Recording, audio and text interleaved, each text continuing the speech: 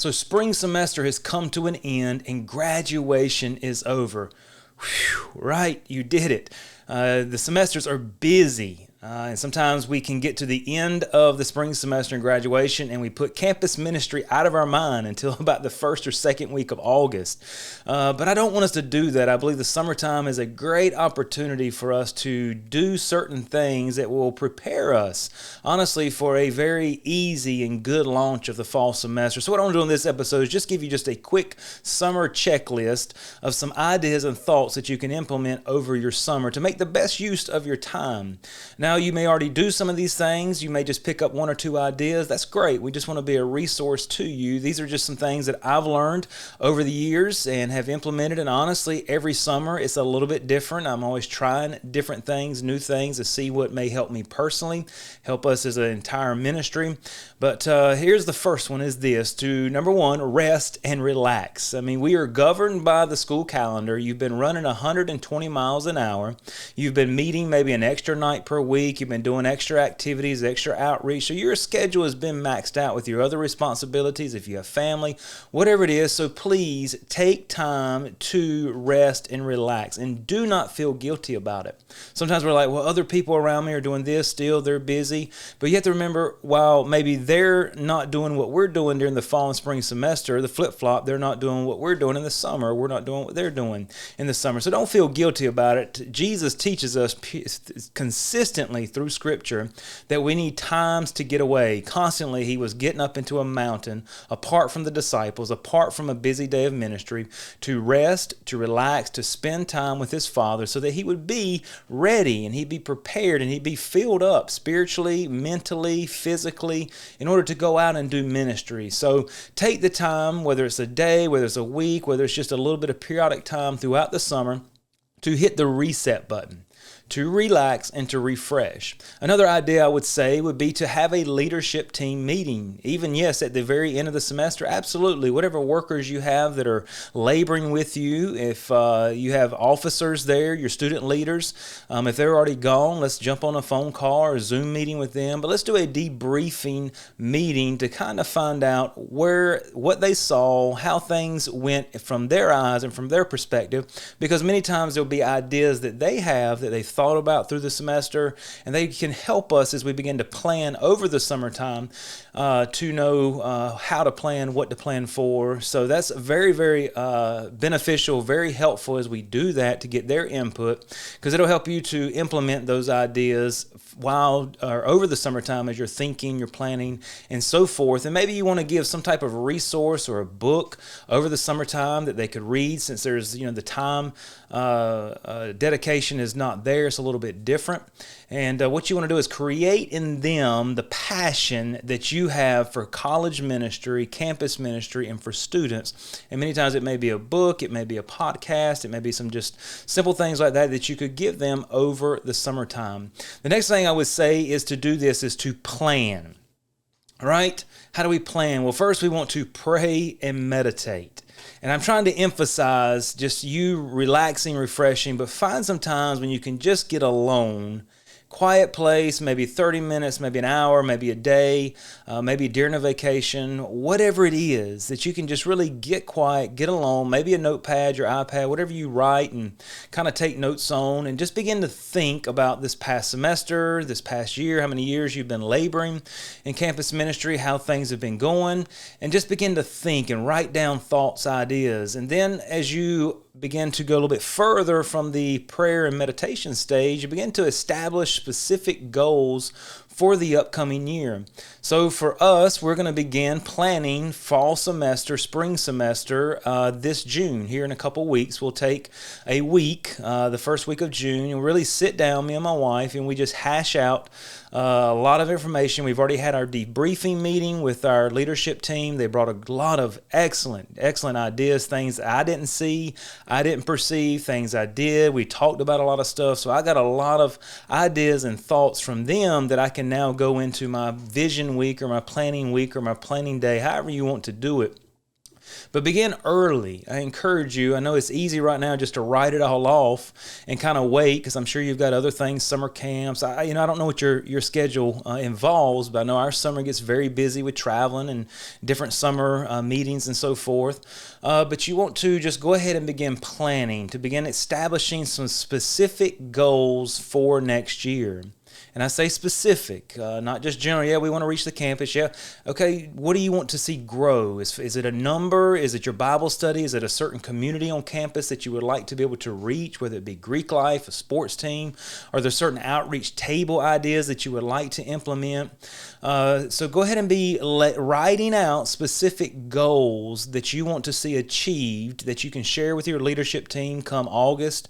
You can share, with your wife, your spouse, whoever you're laboring with.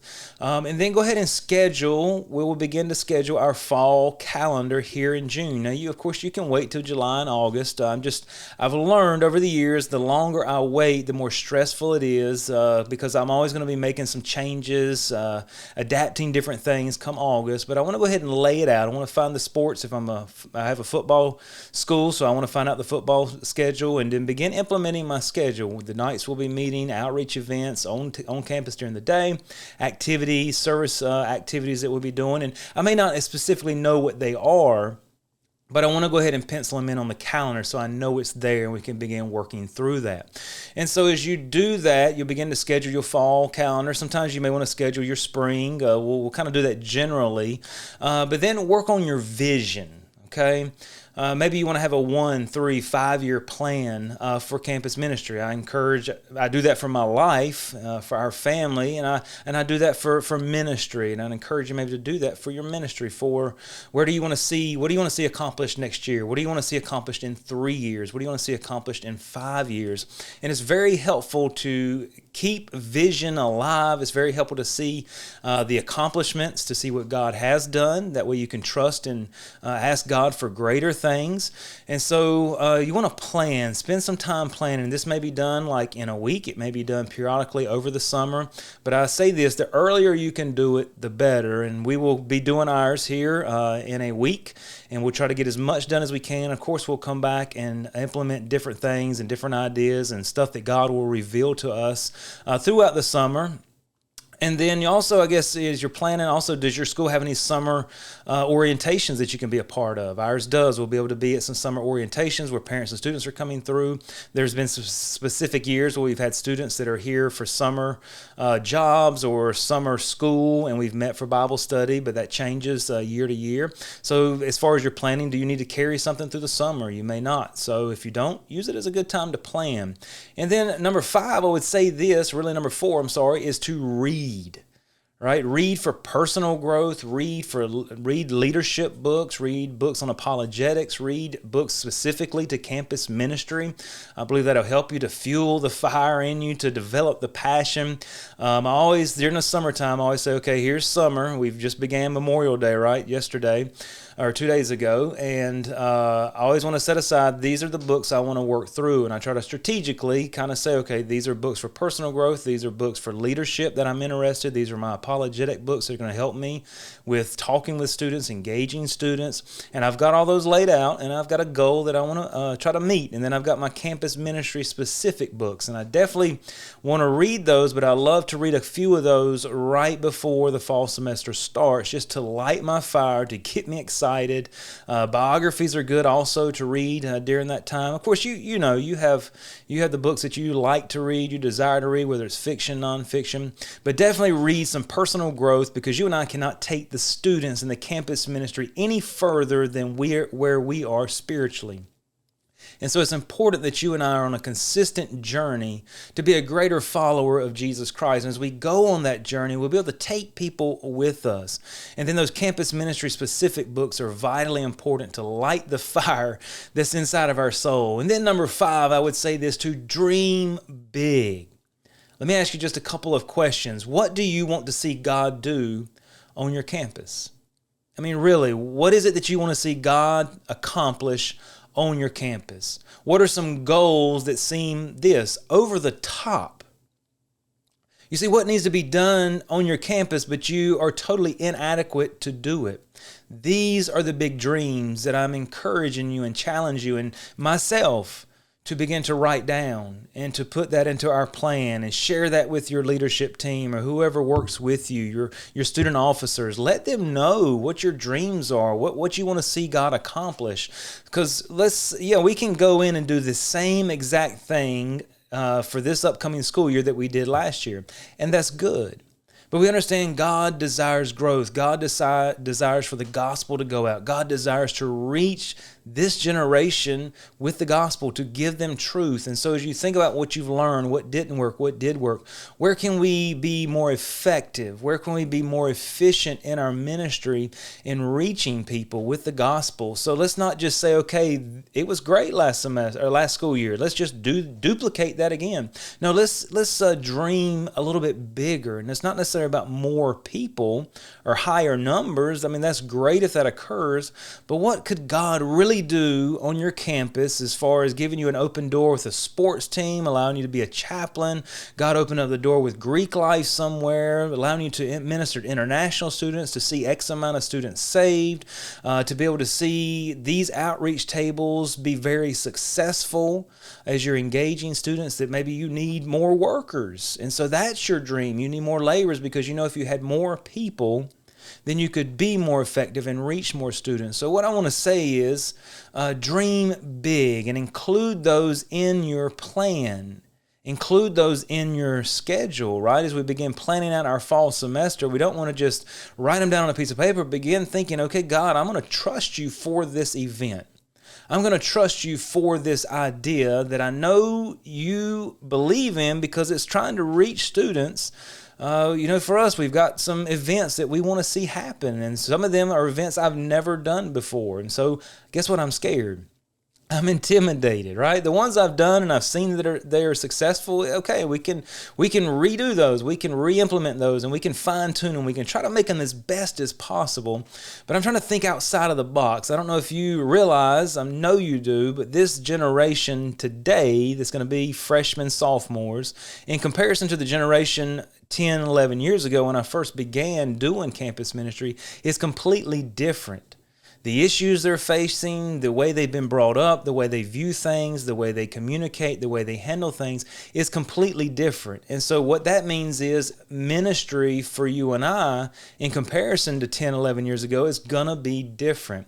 And so we're going to have to adapt ourselves to different means and ways of reaching students and engaging students. And so as I'm saying that, dream really big and don't be scared to do that. Don't rest on what has been done. Go big for God on your campus. And then number 6, I would say this: to purchase resources and promotional material as early as possible. I know a lot of times we wait. We have groups that call 1st of August and start getting all that going. And there's nothing wrong with that. For us, we're going to begin ordering some stuff and preparing for stuff middle of June, July. We can space it out budget-wise. But then we know what we have. We begin to working through our plan. Okay, we're going to need that resource. We're going to need these outreach or promotional materials to really get the name of the ministry out. Of course, some stuff you'll just have to buy, as you go along. But I would encourage you to go ahead and get those orders in. All this does is keep you from being stressed and strapped for time and running around like a chicken with our head cut off, right? Trying to get all of it ordered and done and planned and scheduled and all that in August when we already know we're launching into a busy season. Let's go ahead and pre-do a lot of that, pre-order, pre-plan, however you want to look at it. Number 7, I would say this: appeal for workers. I'm sure if I asked you, hey, could you use more help? You would absolutely say, yes, I could use more help. And so take the summertime, if your pastor will let you, or just within, your young adult class, within the church, however you can, and just begin to appeal for workers. Let them know what has been done. Share the excitement, the great victories, all that God has done on campus this past year, past semester, and all of that. And then cast vision, exciting vision for what you want to see God do. Remember those big dreams you have? Don't be scared to share those. You say, well, if I share them, then maybe I've got to. Yeah, make yourself accountable. That's why I like to share stuff with our leadership team or my wife, because then I'm accountable. If I said, hey, I know we should do this, it's a little intimidating, and I share that with someone, it makes me accountable. So cast vision and begin appealing now, not August 15th. but begin appealing in June, July, and early August for workers and see who you can get that would have interest, that would like to be involved with you. And that way you can spend a little time also training them to let them know what to do, how to do. I think that's always great to continue doing with our leadership teams. And then, of course, if you have a young adult class there that you're over, maybe you're doing campus ministry and your young adult, focus on the young adult class a little bit more than maybe you could when school's in session. And on your out-of-town college students, maybe make some extra time there to build relationships with them, love on them, try to encourage them. I know this ministry is a constant transition. You're transitioning from spring semester while your local students are away. Then you go to Christmas and you've got your local, campus students are gone, but you're away. I get so hard, right, to even say it. Your home college students come back that are away.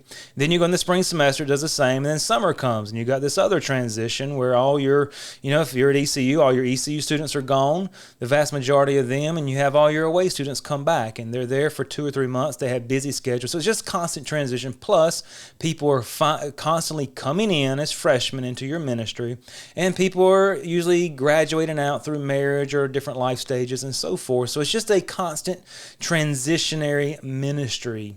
So appeal for those workers and navigate and really dedicate, is what I'm trying to say, some good attention to your young adult ministry, building it up, getting ideas from them, casting vision to your class so that they can get involved. And I would say this: enjoy the summer. Lastly, yes, fall semester will get here very soon. So make the most of your summer so that you're rested, you're refreshed, and you are ready to reach your campus for Christ.